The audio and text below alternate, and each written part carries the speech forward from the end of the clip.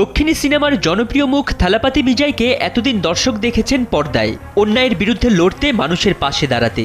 এখন সেই লড়াই নেমে এসেছে বাস্তবের রাজনীতির মঞ্চে। প্রধানমন্ত্রী নরেন্দ্র মোদী ও তার দল বিজেপির নীতির বিরুদ্ধে স্পষ্ট অবস্থান নিয়ে বিজয় গড়েছেন নিজের রাজনৈতিক দল তামিলাগা ভেত্রি কাজাম বা টিভিকে। দলের প্রতীক বাঁশি, আর লক্ষ্য 2026 সালের তামিলনাড়ু বিধানসভার নির্বাচন, যেখানে তারা এককভাবেই লড়ার ঘোষণা দিয়েছে। বিজেপি যেখানে হিন্দুত্ববাদ ও কেন্দ্রীয়করণের রাজনীতিকে গুরুত্ব দেয়, সেখানে বিজয়ের দল সামনে আনছে ধর্মনিরপেক্ষতা, সামাজিক ন্যায় বিচার ও সাধারণ মানুষের অধিকার। তামিলনাড়ুর রাজনৈতিক বাস্তবতায় এই অবস্থান অনেকের কাছেই গুরুত্বপূর্ণ হয়ে উঠেছে।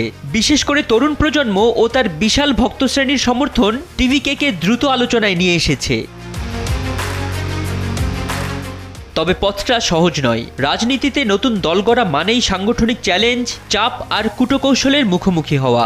এমনকি বিজয়ের সিনেমা নিয়েও প্রশাসনিক জটিলতার অভিযোগ উঠেছে। তবু তিনি জানিয়ে দিয়েছেন, পিছিয়ে যাওয়ার মানুষ তিনি নন। সব মিলিয়ে থালাপাতি বিজয়ের রাজনীতিতে আগমন তামিলনাড়ুর রাজনৈতিক অঙ্গনে নতুন এক সমীকরণ তৈরি করেছে, এটা অস্বীকার করার উপায় নেই। তবে তার দল, আদর্শ, সংগঠন ও জনসমর্থন সবকিছুর বাস্তব পরীক্ষা দেবে নির্বাচনের মাঠেই। শেষ পর্যন্ত ভোটাররাই ঠিক করবেন পর্দার জনপ্রিয়তা কতটা বাস্তব রাজনৈতিক শক্তিতে রূপ নেয়।